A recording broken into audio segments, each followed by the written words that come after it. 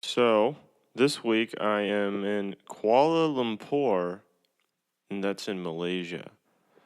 So, this is the furthest south I've been. It's like over 600 miles south of Phnom Penh. It was really hot. What you need to know about Kuala Lumpur? It's like, again, I'm reading off of Wikipedia. You know the drill, right? But you don't want to go to fucking Wikipedia. You want me to read it. I'll read it to you. Hold on. It's got a population of over 1.7 million. If you include the metropolitan area, holy crap, over 7 million. Besides Kuala Lumpur, I was also in this other place called Georgetown on an island called Penang. In a minute, I'm going to call up my buddy Kevin, and we're going to talk about it. It's only because I don't know what else we would talk about. Because we have to talk about something, because this is a podcast. And the name of the podcast is Bad Travel Podcast.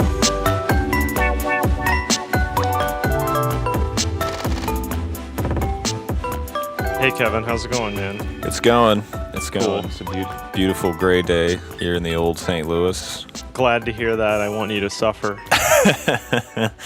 Yeah, the birds aren't chirping. The trees are not alive. When you go backwards, I go forwards. That's our relationship. Real quick before we start, I do have to do something. Okay. Kevin, let me tell you about this episode's sponsor, FS Nasi Kandar Corner, just west of Bukit Bintang. All of your favorite Indian and Malaysian staples, such as nasi lemak, nasi goreng, murtabak, chicken tandoori, mutton curry, and more. And hey, they've got vegan and vegetarian-friendly options as well. Try the dosa, made fresh and served with 3 dipping sauces. Kevin, please stop miming that you're hanging yourself and shooting yourself in the head. I wasn't. How dare you imply that? Kevin, at FS Nasi Kandar Corner, the staff is multilingual and is happy to welcome you in Malay, Indian, or English. And not just food, but drinks. Teh tarik, kopi, fresh juice. It's all available at FS Nasi Kandar Corner. That's FS Nasi Kandar Corner, where you can get a full meal with all the fixins for under 15 ringgit. Only 15 ringgit? That's right, Kevin. Yeah, so that's just a new thing we're trying out here is, introduce our sponsors. Was that real? As real as you or me. Am I real? That's FS Nasi Kandar Corner. And again, that's just west of Bukit Bintang. When the fuck did you get a sponsor? In Kuala Lumpur. Just edit this out. Did you actually get a sponsor? It's open 24 hours. Listen to me. It's open 24 hours, but you'll want to come after 4 p.m. if you want fresh naan. Oh, yeah, I do. I want the fresh shit. Yeah, definitely. You said after 4 p.m.? Yeah, you want me to write that down for you? Yeah, could you? When you say 4 p.m., is that 4 p.m. Malaysian time or 4 p.m. my time, Central Standard? So you're making fun. I would never make fun of, what was it again? That's FS Nasi Kandar Corner. No, I'm kidding. Moving right along. Was that real though? Were you just doing a bit? Did you actually get a sponsor? I've produced the ad. I'm going to put the ad in the show. I will send the episode to FS Nasi Kandar Corner, and I will ask a humble fee of $10,000 US, or one free meal, whichever's cheaper. And my hope is that they'll give it to me. And if they don't, next episode, I've got some very rude things to say about FS Nasi Kandar Corner. So that's on their heads. We'll see what they do. Running a podcast is like playing a game of chess. You have to use a little bit of honey, and if they don't respond to that, you use the whip. You let loose the dogs of war. Okay, this is real. I don't know why I'm introducing it by saying this is real, because it's not an incredible story. This is a true story with real people. I went and I got Indian food a couple of days ago, and and I was eating it, and I flagged my waiter, and I was like, "Excuse me, do you have anything that you could make this spicy?" And he said no. So he's a fucking liar, right? Yeah. Of course they have stuff to make it spicy. It's Indian food. They put spices in everything. Just give me more of it. I don't know. It just made me mad. And I tried to get a different guy, flagged a different guy. I waited like 2 minutes. First guy was out of sight, flagged a different guy. He came over and I was like, "Hey man, you guys got some chopped chilies or like what do you got?" And like the first guy saw me talking to the second guy and he came over and he said something to this guy and then they both walked away. Yeah, it sounds like you're in hell. You know, Thanks, you should man. probably just end the whole Thank trip, you. come back. Thank you. I do have this problem recently where I guess my spice tolerance has been going up and I haven't noticed. When I eat spicy food now, my tongue doesn't burn, like my mouth doesn't burn, but other symptoms still happen. My throat burns, my eyes water, and my stomach bubbles. So, but I can't get the spicy mouth, and that's what I want. So I just keep making my food spicier and spicier. I'm like destroying my body, but I can't get the spicy mouth feel. It's You like should being in a prison of my own creation. It's kind of like Icarus who flew too close to the sun. you should just cover your food in mace. Oh, You fuck know? the food, man. I'll just spray it in my mouth. Yeah. Is the food spicy in Malaysia? No, like it's not as spicy as like Thailand. So it's a little bit more mild, but it's good. It is good. It's their main dishes like revolve around like rices and curries and all the classic shit. But it's a lot better than like Cambodian food. And I think I was telling you like Cambodia, not to shit on it, but like Cambodian food just wasn't as flavorful. And no, Malaysian food is yummy. Like I didn't eat street food, but they have a bunch of like these open air like diners kind of that are open 24 hours.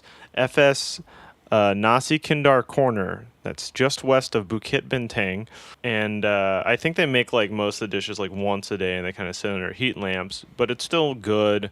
It's just like really cheap. It's a chill atmosphere and guys are hanging out there like at all hours because there's a big Islamic population in Malaysia. And so they don't like drink at the bars so much. They go to these places and they just drink like tea all night. This is one of the cool things I like about like I guess like majority Muslim countries is how like you can go and chill and not drink. I kind of associate it with like an American diner because like I really like diners. Yeah. And my favorite thing is kind of like just like going to like a shitty diner at like 1 a.m. and eating like some slop, drinking a decaf brew, chilling out and like zoning out and looking at my phone and looking out at the night. And you can do that here too. Kuala Lumpur is like a modern metropolis, right? It's like huge and bustling and shit. It's pretty fucking bustling, actually. Yeah. I was surprised because I didn't do any preliminary research or anything. I just happened to have a layover here. I should mention that I was going to go from Cambodia to Indonesia. I was going to go to Jakarta, but during the flight to Jakarta, there's a layover in Kuala Lumpur. And coming into Kuala Lumpur, we like passed through a storm. There was a bunch of turbulence. And as the plane was shaking, I was like, I'm going to die. And then I thought, like, with like just ringing clarity, I was like, I do not want to get on another plane. I don't feel like going to Indonesia. So when we landed, I just was like, fuck it. I'll just stay in Kuala Lumpur.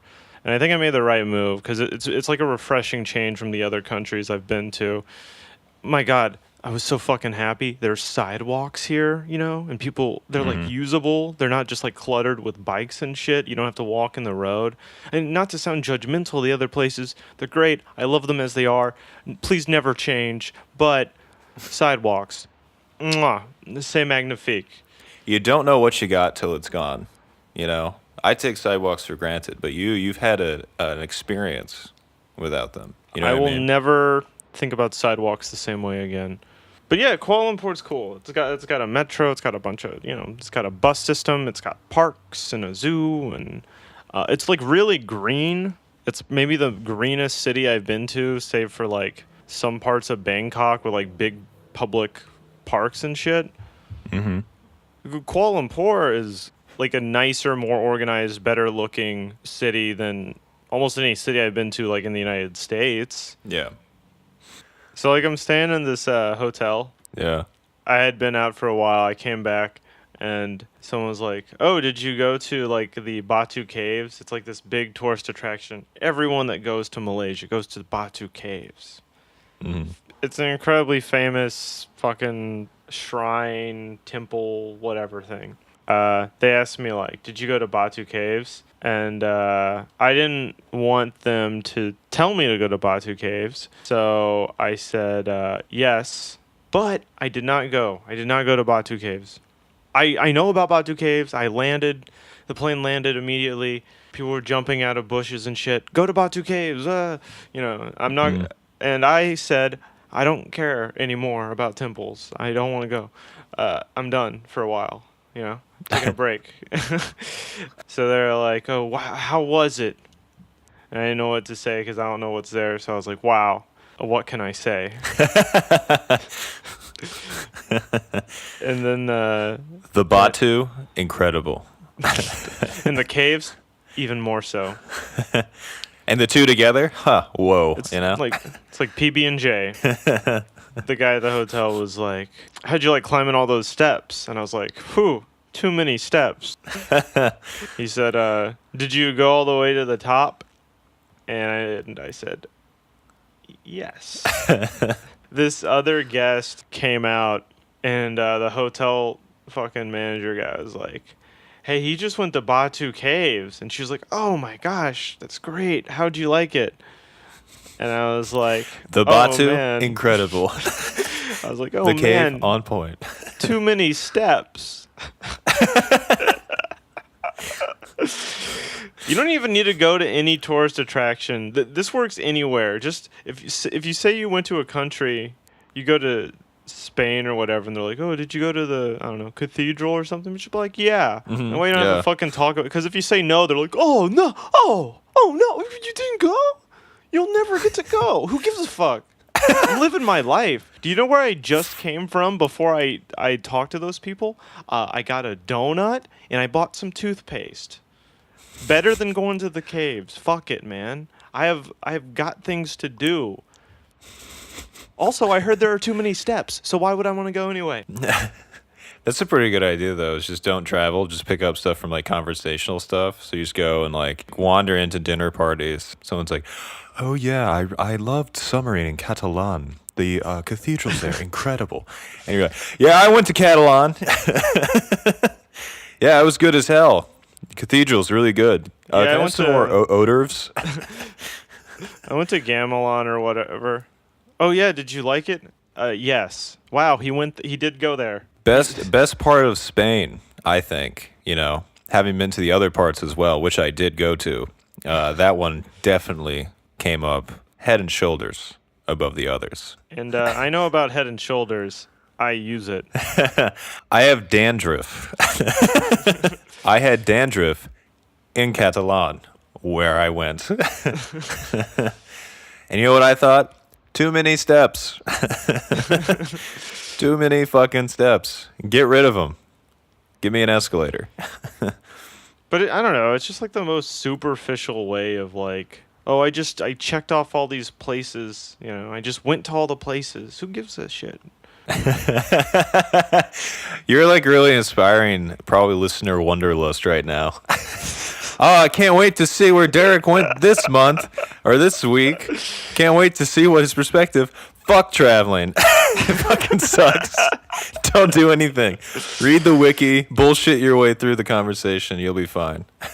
You'll be fine. If your goal is just to say what places you went to, yes, you'll be fine. Anytime someone asks you how a place is, be like, it's good. And they'll be happy. When I go places, I just want to wander around. Yeah. I really am more interested in like walking through fucking the normal parts of town than I am going to the sacred. I don't know, man. No one goes to the sacred shit. When I lived like in the St. Louis area, was the Arch sacred? Well, how many times you go to the arch? No. Once? I went to the arch once when I was in grade school. You stand next to it, you touch it.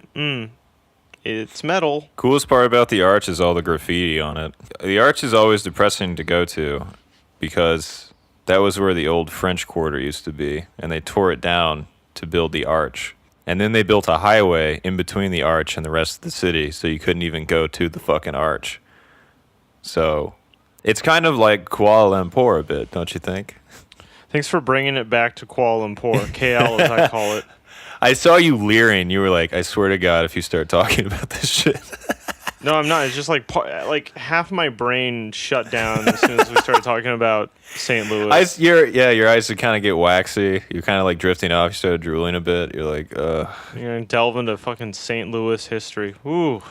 Oh, the French Quarter, you say? That is a tragedy. Yeah. Interesting tidbit. This used to be a Blockbuster Video, and now it's a Chipotle. And I'm just thinking, boy, I should get into huffing paint.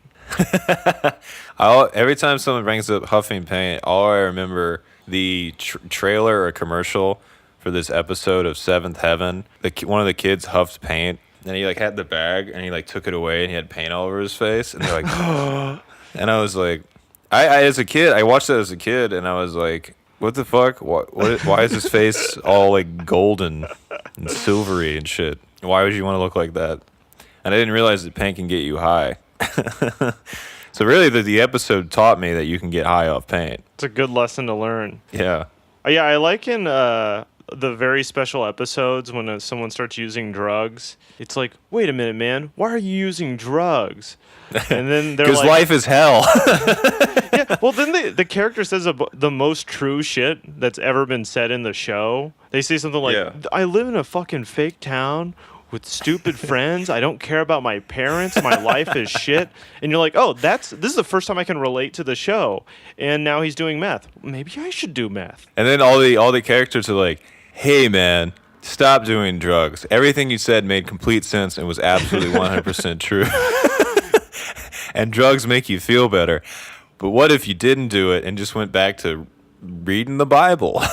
Yeah. Well, that's the thing, is they never have like a good argument against it, because the character only does drugs for one episode, so you don't even get to see them like fuck up their lives. You don't even get to see them become cool. The beginning of the episode, they get dumped. They start doing drugs, and then at the end of the episode, they're not doing drugs, but they're playing basketball again. It's like, well, you can play basketball and do drugs. Is the lesson you learn as a child. See, Justin, isn't knitting more fun than meth? I told you. Just fucking geeked out on meth and like pumping out 3 sweaters an hour. Yeah, it's great. Fucking love knitting. You know, all this talk about meth reminds me a lot of Kuala Lumpur. Kevin, thank you for bringing it back around. No problem, buddy. Look, man, I didn't do a lot in Kuala Lumpur. I just wandered around and ate at places. Well, see you next week. Okay.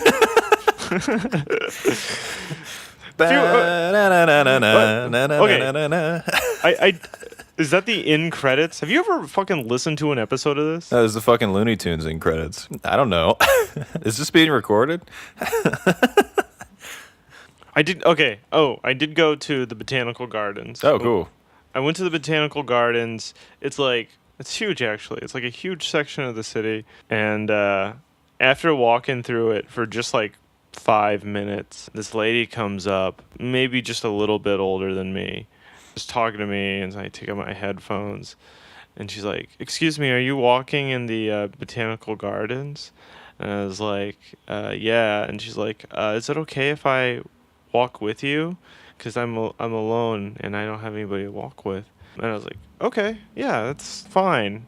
So it's me and this woman who, I don't know, we're kind of just walking, and it's not weird. It's just like, because we're happen to be walking side by side. We're not interacting that much, but it's pleasant, and we're looking at the flowers and shit, and it's kind of like, oh, where should we go next? And we pick a side of the path or whatever, and start talking to her.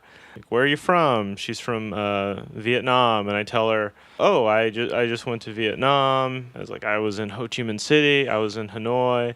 And she's like, oh, I don't like Hanoi. And then she was like, man, I don't like Ho Chi Minh City either. I was like, all right.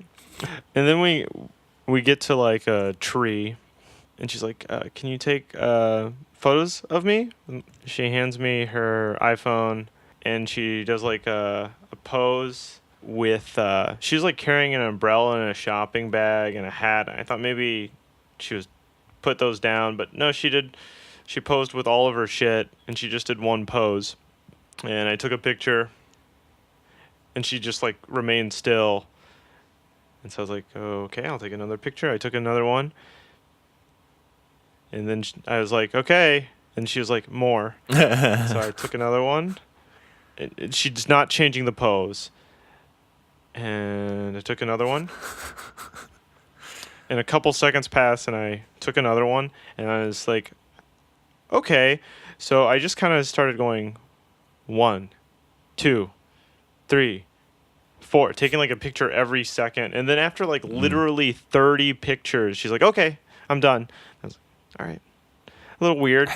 Just imagining it's like you walk into her house, it's like, yeah, these are my trips from Malaysia. It's all just the same picture frame 30 times. We walk like 15 feet into the same kind of like plant. It was like a tree. Mm-hmm. She's like, oh, we got to get a picture in front of this one. And I'm like, no, we don't. I'm like, ooh, I regret walking with you. I see what's going on. I'm your photographer now. But she stands in front of the tree. It does look exactly the same because she gives me her phone and I see the camera roll and it's all the same picture. And so I'm like, okay, smile. And she's like, no. I'm gonna do this pose. No, fuck you. Take a couple pictures. And I'm like, do you want to put down your bags and umbrella and hat and stuff?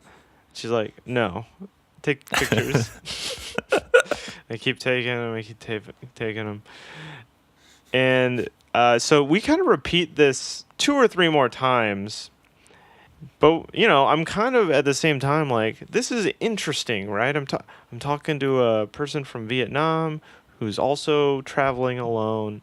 Like, why don't I use this opportunity to, whatever, learn something?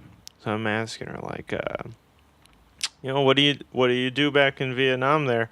And she runs like a karaoke bar with her brother and sister.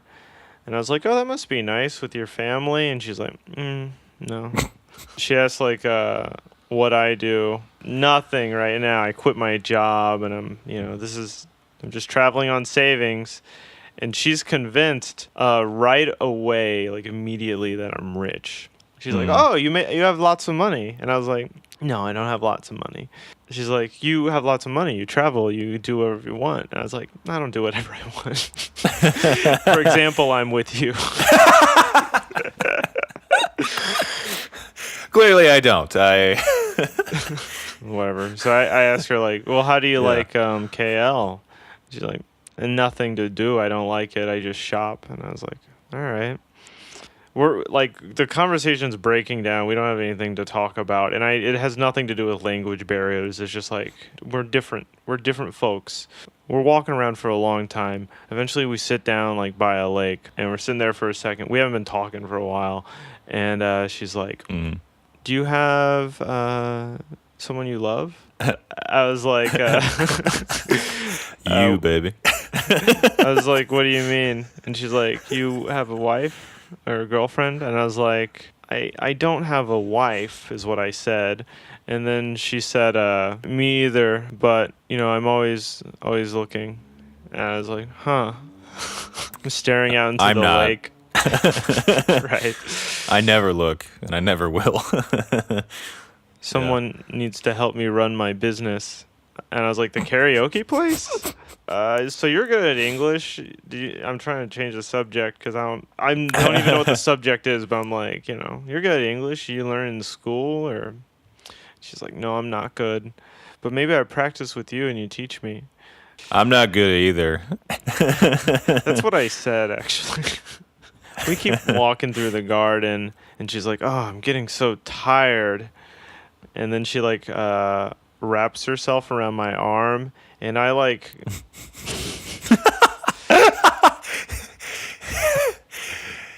You like Tom Brady that. You were like, I should have no thanks. I should have juked her and just like faked her out and ran. She's around my arm for a second. I'm like, okay, so are you about to? Are you sick? Is what I said. Yeah. And she said, no, I feel fine. And I was like, faint? Are you about to faint? She's like, no, I'm fine. Thank Derek. Thank. So I say, well, I feel sick. I think I'm going to faint. I need to go back to my hotel. Mm-hmm. And she said, okay, yeah. We'll go back to your hotel. And I was like, what? What happened? What's going on? I have to be careful because she's already made me take like 1,000 pictures of her in the same pose.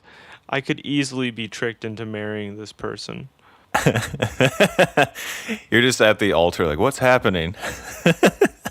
You don't understand. I need to sleep at my hotel. She's like, yeah. And I'm like, it's a hostel. And she's like, ah. I'm like, yeah, it's in a dorm. There's a lot of people in there, especially in the middle of the day. And I just need to go and I need to get some rest.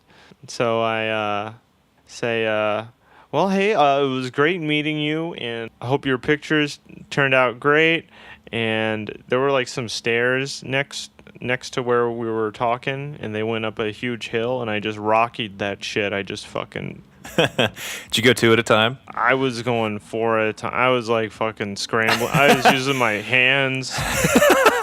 You're on all fours climbing the stairs. I feel so sick right now. There's no way I could keep walking. Sprint up these stairs. It's like one of the dangers of solo travel is like when something weird starts happening like that, I can't like turn to my travel partner and be like, hey, we gotta go back to the hostel and strain pasta or something. Sorry, bye. Instead you're just fucking. If I was there, I would have been like, no, we don't. We don't have any pasta. What are you talking about? Yeah, but I would never hang out with you. I guess I should have just manned up and been like, listen, Toots. What you got there? 3-minute boober. Hell yeah. Pop the top, my man. Let's get this party started. Why did I buy this? What? Why did I buy this? I could just go to the Nasi Kandar and get myself a piece of naan. The Nasi Kandar, what's that, Derek? The whole world's gonna know what it is. What does that mean? It sounds like a threat. Yeah. The world deserves a new kind of Nasi Kandar, and I'm gonna give it to him. Was that Jack Nicholson or something? Yeah, that was Jack Nicholson doing Heath Ledger's Joker. Kevin, you should be like a voice actor. Please, God, if anyone's listening to this, give me a job doing that. Please get me out of my shitty fucking career and get me into that. Kevin, we're going to give you 6 figures to make silly voices. Fuck yes, thank you. My man. You have to like wear a turtleneck sweater and like drink like honey tea all day, and It's all I got out of fucking Mrs. Doubtfire when I watched it. I didn't fucking get anything about family or divorce. The first 5 minutes when he's doing voice acting, when I was a kid, I was like, that looks like the fucking cushiest job in the world. yeah, I like when he made his ex-wife horny for an old lady. I thought that was the coolest form of revenge. But then he ruined it by reuniting with her. What he should have done is seduced her as the old lady and then left her at the altar like, yes, I will fuck you. I don't remember that movie at all. She wants to fuck the old lady, right? But then like No! he pulls off the wig and he's like, I'm not going to fuck you. It's actually me, your ex-husband. I'm going to kidnap our children and take them across state lines. Is that what he says in the movie? Again, I don't remember. Is that the movie where he also dresses up like a clown and makes fun of kids in a cancer ward? It's the same movie, right? And he also has that disease where he's actually a baby, but he's an old man. What the fuck was Robin Williams doing in the 90s? Holy shit. Yeah, I think you're thinking the other stuff you're talking about, that's all Flubber. That's all the movie Flubber. Now, Flubber wasn't a good movie, but it did have a good name and a good poster. Yeah, he makes goo that like to dance and do stupid shit. Right? Whatever happened to Robin Williams? You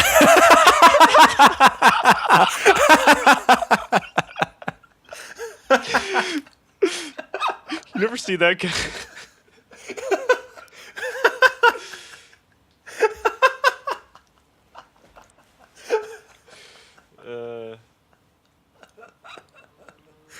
Now, a lot of people think when people mention Flubber, they're like, oh, that would be a good movie to write a fanfic about because you could pretend that Robin Williams fucks the Flubber, right? Not my fanfic. The Flubber fucks him in mine, but... Well, that's what I was going to say is like the Flubber is elastic, it's malleable. It could go up his beehole and come out of his mouth. So people aren't creative enough because they just imagine the Flubber turning into a pussy, but the Flubber could do all kinds of inhuman shit to Robin Williams. You know, like real Lovecraftian, like fucking spooky sex shit. Oh man, yeah. So Flubber is the vehicle by which any normal porn can become hentai. You see, It's the portal. It's the link. for too long, these two separate things have been dispersed, but Flubber will unite them. The prophecy foretold. Ooh, can you do Jack Nicholson as like Ace Ventura? Friends, Romans, quadrupeds, lend me your ears. You went a little George H.W. there at the end. Oh, sorry. Let me guess. White devil, white devil. Is that a George H.W. quote? Yeah. Can you do George H.W. Bush telling Donald Trump how to cut a goat's throat at the Illuminati ceremony? You have to do both voices and the goat. Okay. Now, Donald, it's very simple. You see, you take the ceremonial knife and you just do a little cut just right across. I know a lot about knives. I've done tons of stuff with knives. I'm the best at knives. People come to me, they say, Donald, tell me more about knives. Bah, I'm a goat. Bah. I love the Illuminati, bah. And the third voice, was that George H.W. or? Yeah. Oh, you nailed it, man. Again, if anyone out there is listening, give me a job as a voice actor. Do birthdays, weddings, bar mitzvahs. I can do it all. You can find Kevin performing his act at Comet Pizza in Washington, D.C. every Friday night. I can do, what'd be funny is Jimmy Stewart as Heath Ledger's Joker. Let's hear it. Now, this city needs a new kind of villain, and I'm going to give it to him. Do the scars line. You want to know how I got these scars?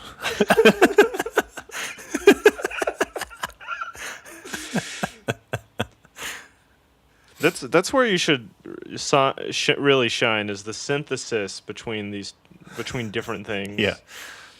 Well, this city needs a new kind of villain, and I'm going to give it to him. Yeah, do you know who that was? But you can only do the Joker? Yeah, that's it. This city needs a new kind of villain, and I'm going to give it to him. I didn't know you could do Kennedy. It's funny, I don't actually think of it as Kennedy. I think it was Quimby. Right. Smithers, this city needs a new kind of villain. I should... Are you going to give it to him? That was a good Smithers. You know what? Fuck this podcast. What I really want is I'm gonna write like a play or something and just have you do all the characters. It's gonna be about all the presidents in hell having sex with each other. for the Devil's Delight. Okay, do Ben Franklin. Howdy, I'm Ben Franklin. Nobody knew what he sounded like, but that's what it is. I invented the kite. The kite with a key on the string. I invented it. That was me. Let me think. What's some Malaysia shit? How can we shoehorn Malaysia shit into this podcast? Supposedly about different countries traveling. I don't know. It seems impossible. Do you know Malaysia has 9 kings? What? They have a king for each of their provinces. They like vote on who gets to be the main king, and then that guy's king for just 5 years, and then they like it's like everybody gets a turn. Mm-hmm. There's a coronation every 5 years. I was in an Uber and the Uber guy was like, "Oh man, you got to come back to KL when there's the next coronation. It's gonna be a wild party." And I was like, "Oh wow, cool. What happens?" And he was like, "Oh, it's crazy." And I was like, what happens?" And he's like, "It's so good." And I was like, "Do you know? You don't know, do you?" He's doing the thing you did earlier with that temple. He's like, "Oh, it's great. There's so many Right. stairs." There was this weird thing that happened on Penang. I was like eating in this food court that had crispy duck, and I ordered like a quarter of a duck with noodles, wonton soup. Comes with like barbecue sauce.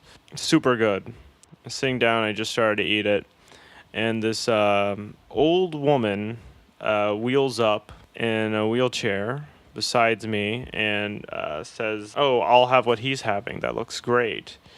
And sits at sort of the table next to me. I'm sitting at my own table. Her food comes out and she starts eating it, and she's like, "Oh, it's pretty good." And I'm like, "Oh, great." And she asked, like how long you've been traveling, and I was like, I've since for like a month or a month and a half or something like that. And she says, "Oh, okay. Well, I've been traveling since 2007."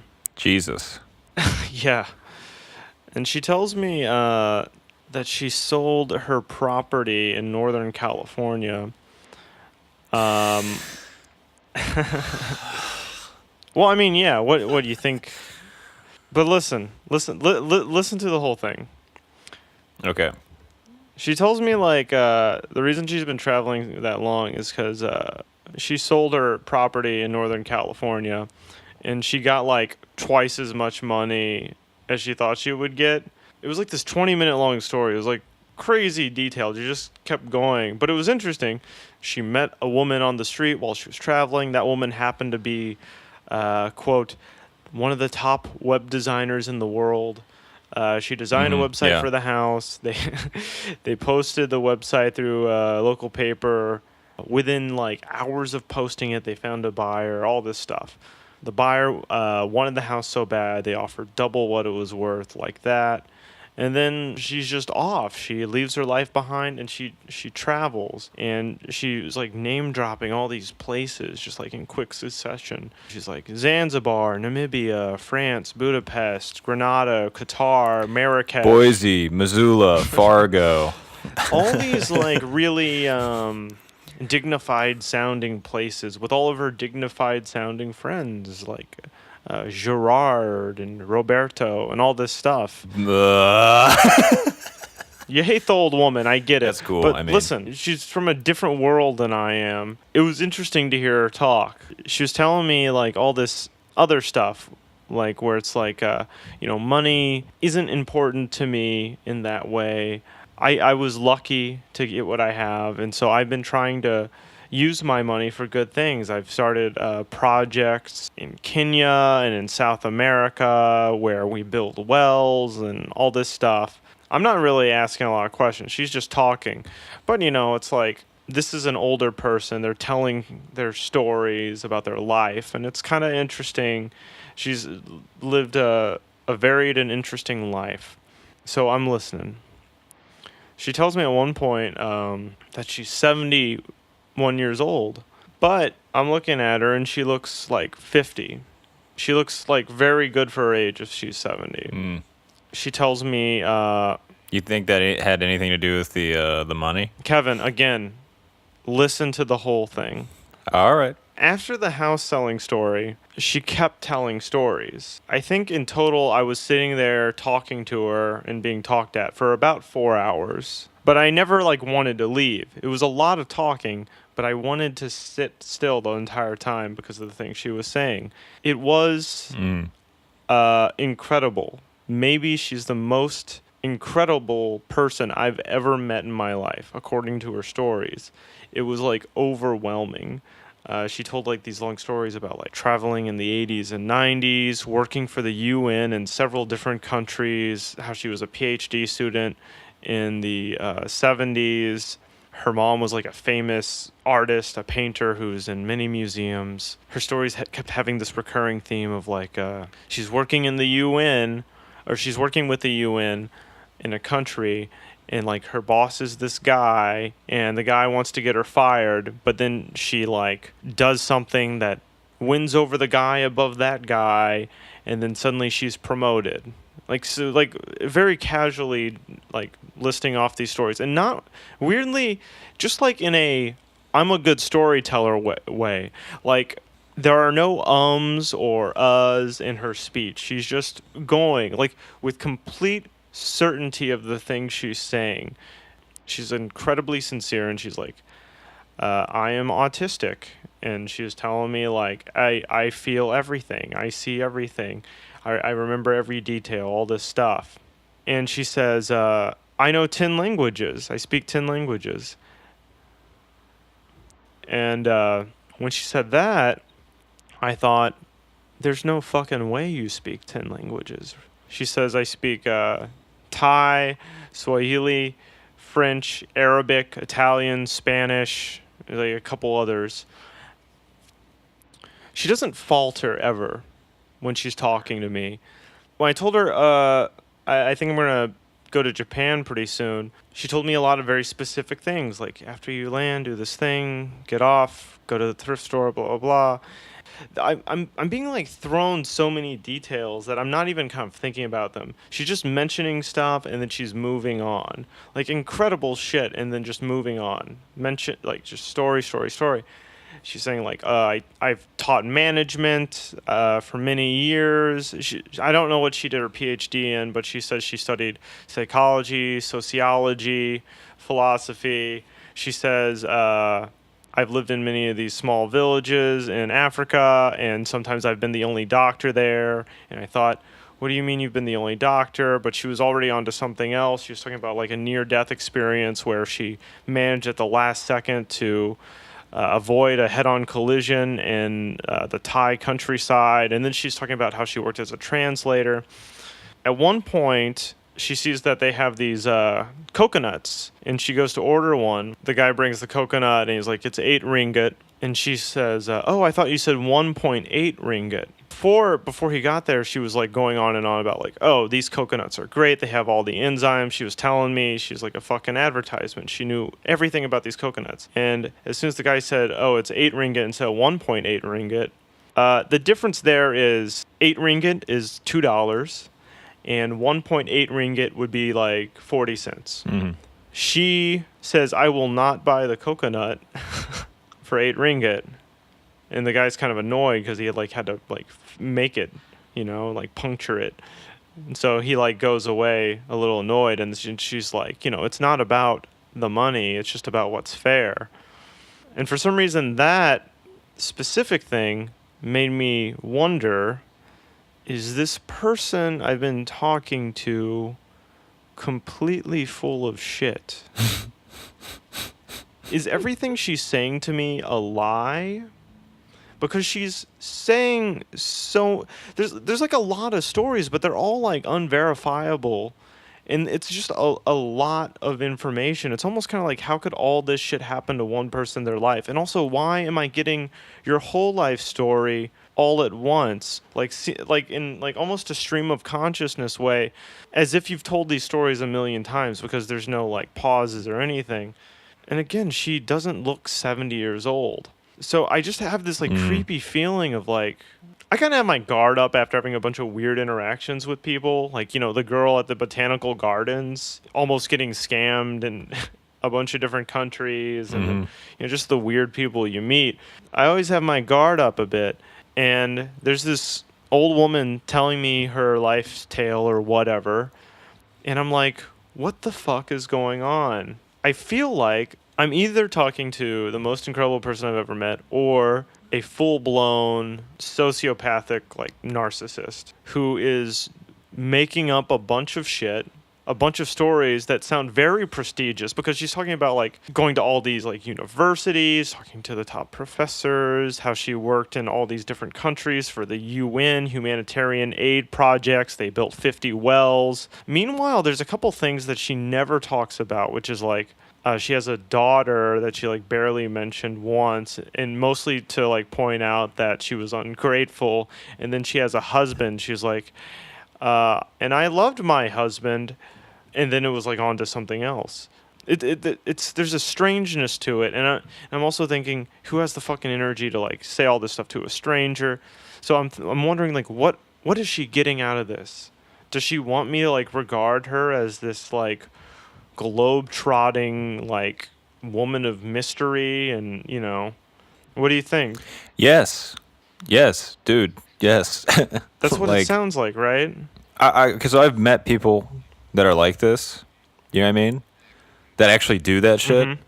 like insane shit, and it's not something they volunteer. It's just something they do. Right? They're not going to tell you about it unless you ask them about it because it's just something they're interested in doing, and it's something that gives them purpose. It's not something that they're like wearing like an ornament to like volunteer to any stranger at a duck meat market. I don't know. Like I was having a little bit of difficulty just sitting there listening to her because I was feeling all these things inside. I was feeling like, man, she just wants me to think she's like this fucking socialite, philanthropist, genius. When really there's some, maybe she's not 70. Maybe she really is 50. You know what I mean? Maybe she hasn't been traveling since 2007. Maybe she's just been traveling for like fucking a week and a half, and she runs across somebody and she has this whole other life she's been living in her head, and she's just spouting it off. It felt conflicted because she's telling me these incredible stories that are almost like they're too good to be true, or at least all of them can't be true to the same person. I can't believe it. But she's very disarming. She speaks very genuinely in a kind, attentive manner. And there's part of me that's like, am I just so fucking closed off to people and so cynical and jaded that I can't just like listen to an old woman's fucking story about her life without thinking she's a nut who wants something from me? Because at one point she finally mentions like, oh, I got a bunch of my friends and we're all like building wells in this village. I got money from them, and the thing about the wells is when we build a well, they like put a name of one of their loved ones who have passed away on the well. And so I have friends and they're like CEOs and actors and this and that and painters, professors, investors, and they all bought a well and all this stuff. And I was like, is this where the scam starts? Is this she put in her time? I've like completely dropped my guard. And she didn't try to sell me on it at all. That's where I expected the scam to be. And then she was just off talking about something else. So what was the scam? What was it? She just wanted someone to talk to. And even then, what if she was lying? Is maybe she wasn't, or maybe she was exaggerating. Maybe some of it was true, which is she just wanted someone to talk to. Maybe that's okay. Finally, she kind of turns to me after talking about herself for like so long. But I'm interested. I'm listening to the stories, and weirdly, they all have points. Like the point is always kind of like, you should forgive people. Do good things with your money and time. You'll feel better than if you hoard it or if you stay away from people. Like they're like all morality tales, and I don't know if that's just to make her look pious or what, but they're not boring. She turns to me and she goes like, "Listen, you're 28. You're at the beginning of another 7-year cycle. I don't know what that means. She says, my advice to you is don't get married. I say, okay. And she says, Done. it's not till I would. I already didn't do it. I had to say I wouldn't marry that chick in the park. She said it wasn't until I was 35 that I started to figure things out. When you make decisions, make them unclouded by emotion. Most decisions don't require emotion. Let it go. If you're angry at somebody, let it go. Because anger is something you're doing to yourself. You have no control over the other person. You can choose to be happy. And the thing you need to work on at this stage in life is being able to love others unconditionally, meaning as they are, not as you want them to be. And when you're able to do that, you will be able to accept unconditional love for yourself. I'm starting to think So you're making this sincere. up now. No, I'm not. It's so sincere. That's the thing she leaves me with. Earlier, she told me to add her on Facebook, and I wrote down my name for her. And when she leaves, so like I said, she wheeled up in a wheelchair. When she leaves, she stands up, which is fine, which is fucking fine. It never came up in the conversation, but she stands up. I twitch a little, and then she just kind of walks off like normal, and I'm like, what was the wheelchair for? So I go to look her up on Facebook, and I cannot find her on Facebook.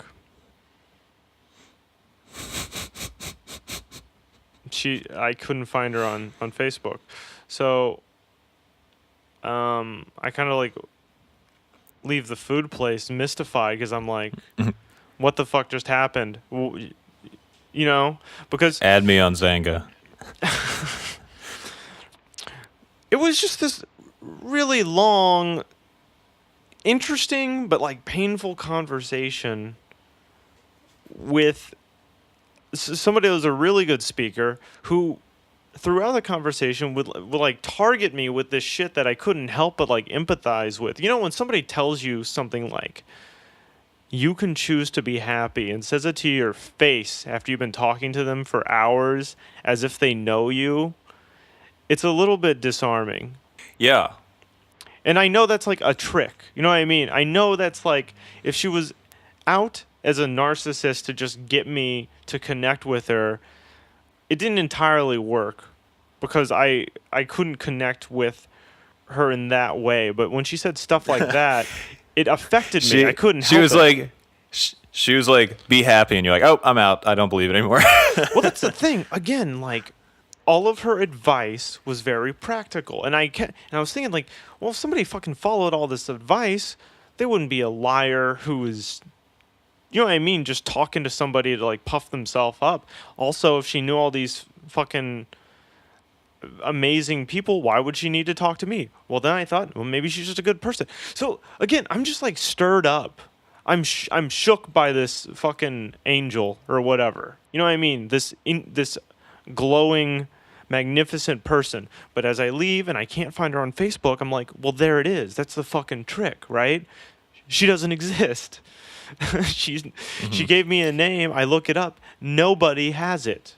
The end. Honestly, like, because of my own preclusions, if someone told me they had been traveling since 2007 and then they try to give me life advice, I would be like, please stop. You know what I mean? First rule of advice, travel for 11 years. You have that kind of money, right? Oh, yeah. You know, like... Well, okay, but there was 60 years of her life before then. I guess, yeah. I don't know. Just sell your house in Northern California and be sure to love, Kevin. Be sure to love. You know, it's like, okay, thank you. Okay, I admit a lot of it was hokey, but I've been fucking, I don't know, listening to her for a long time. Yeah. Again, maybe that's the trick. Well, this is like how, again, you talk about being cynical and being closed off. Like, I will never relent in my cynicism or my closed offness. There is nothing you can do. I'm trying to protect myself, you know? I will not allow it. If I try to open up, though, it will be just another door. So, I don't know. The whole thing, I would, you know, I wouldn't be able to relate to it. You know, like it would not be inspiring because it would be only inspiring to people that have the means to do it. Her advice wasn't like go travel. Her advice wasn't like, yeah, set yourself up in a nice hotel. It was stuff like forgive the people that have hurt you. I mean, would you discount the advice of somebody that's lived for 7 decades? You might if all their stories were fake, but how do you know? I also think that's bad advice, to be honest. Look. Okay, forgive the people who have hurt you. What does that mean? What does hurt mean? You know what I mean? Like, you know, She was saying this is what I that- mean. It's like, I'm not. Look, I'm not going to speak for her or try to defend her. But the point is, and I don't think anything she said was stupid. It was stuff I already agreed with. It's kind of like almost obvious shit, but she stated it in in very pointed, elegant ways that weren't. but there are some people that should not be forgiven.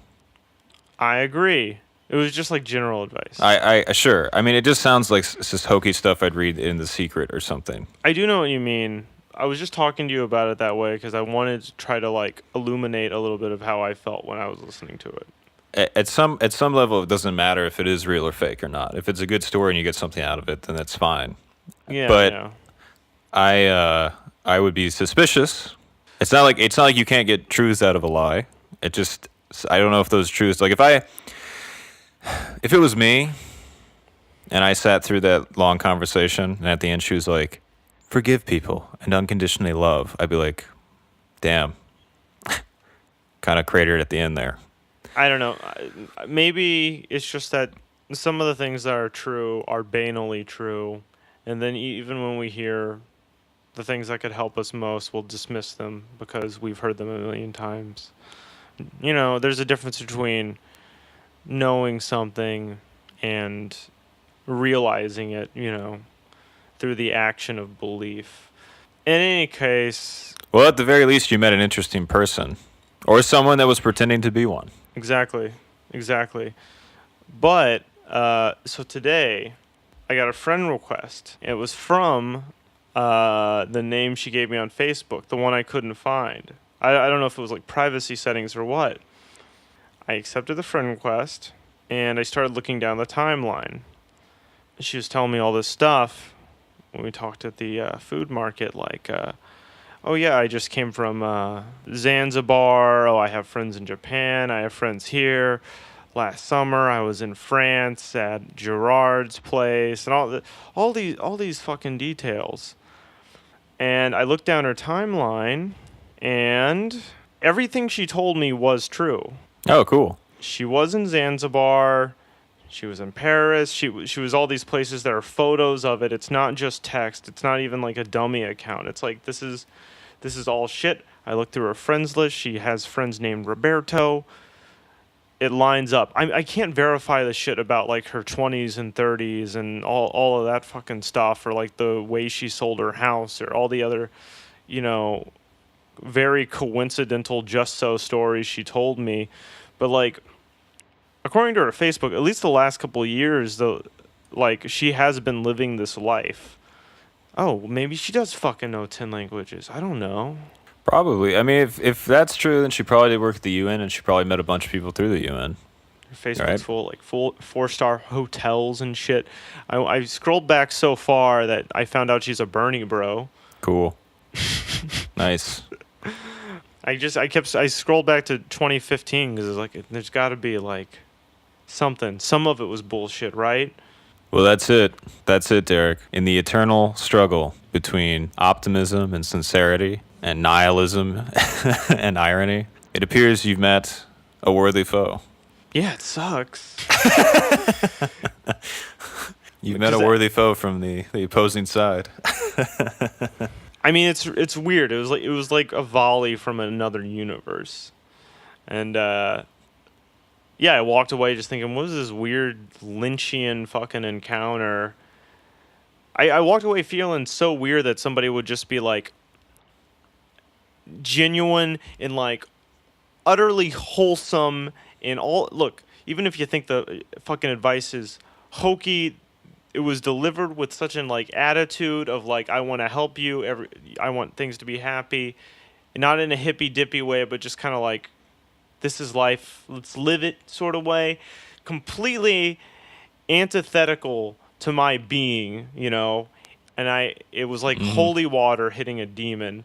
And so I walked away from it scattered. But I found some solace in the fact that I was like, all right, her fucking Facebook didn't come up. She's a narcissist, sociopath, weirdo fucking she's some lady from Kansas. This is her first trip out of the country and she's lying to innocent young boys like me. And so when I saw her Facebook and it's like, oh, she's real. That hurt more because I had to face that, like, oh, somebody was just really being genuine to me, and for the entire time they were talking, I was like, oh, she's crazy. You know what I mean? As a way to like protect myself. So I don't know what my story means or what the moral of my story is. I guess I don't have one. I guess none of my stories have morals, and maybe that's why I feel lost and confused in my life. She wanders around, fucking something happens to her, and she gets a little nugget of wisdom. I wander around, and most of my stories are about almost shitting my pants. What's the wisdom there? Derek, be close to a toilet. Derek, I started this conversation being extremely skeptical and very negative of this person and who you're talking about. And now that I've heard it, and I've heard it's been verified and she has lived this incredible life, I think you should do it, man. Sell your Northern California home for double asking price and go travel the world for 11 years. Kevin, it's good that we're the same alignment. I will never break rank and join those who are optimistic and sincere. It will never happen. Thanks for keeping it real, buddy. It's no problem.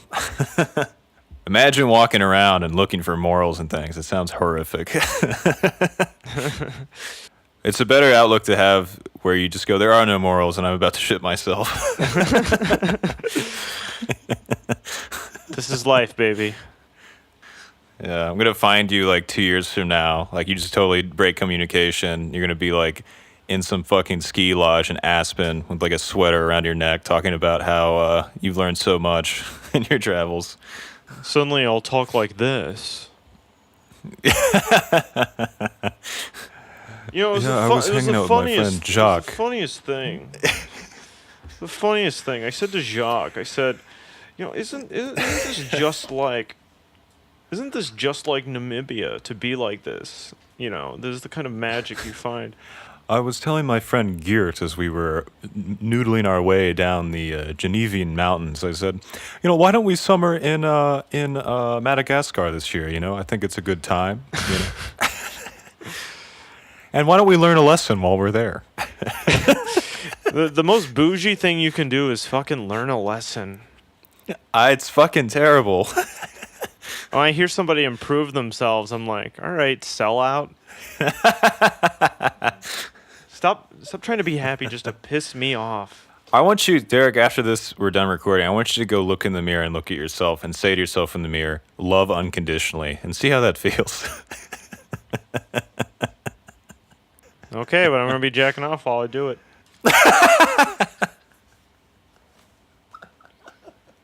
It's so tempting. It's so tempting to open up. If you start doing it, I'll have to leave. No, I gotcha. Someone learned a lot about life. Was she from Northern California? Yeah. Okay, so that's why. Had she been from an industrial river town in the Midwest, maybe she would have been different. She'd been fucked up like us. Yeah. She was from a post-industrial wasteland filled with heroin addicts. Maybe she would have had a different perspective on life. Closed off. Ironic, just to keep from going insane. A stranger talks to them. Instead of like saying, an opportunity to grow, she says, I was busy thinking about that time Chris Chan went on that shopping spree, bought all that Sonic shit. You're fucking telling me lessons and shit. One thing I have noticed, though, about my particular travels around the old US of A is people on the coast are way, way, way more optimistic, especially in their irony. You know what I mean? It's Yeah. not even a defense mechanism. It's just like you feel like there's this like cheeky wholesomeness to it, and it's like, no, mine's like a fucking weapon Right. that I use I have to navigate. weaponized my defense mechanism. I've faced it towards the world, and I will attack and destroy everything so that I can be safe. Yes. So yeah, that's good. I'm glad. I'm glad you met this person. I'm glad made me think a bit. Not too About, much. Not enough to change. Just enough No, to realize that change is wrong. stay the course. Stay the course. Stay the course. Of course. Or fuck it. You know, whoever's listening to this, go get a job at the UN and sell your house. Whatever. When I'm 70 and if I sit across from somebody, I order the same meal as them, I'm not going to say anything. There's not going to be a conversation. You remember Animaniacs? Hey there, old man. I noticed you also got the chicken frittatas. You want to have a conversation where you tell me a life story? I'll be like, huh? Hey, you probably wonder why I'm dressed like Freakazoid. Now, a lot of my stories used to be about almost shitting my pants, but now that I'm old, they're all about shitting my pants. The almost has been removed. I've self-actualized. What are your life lessons? Tell me one. Me? Yeah, give me. Come on. Out Do with I it. have a universalizable truth that I can impart? It doesn't have to be fucking universalizable. What's some good advice you would give to your younger self?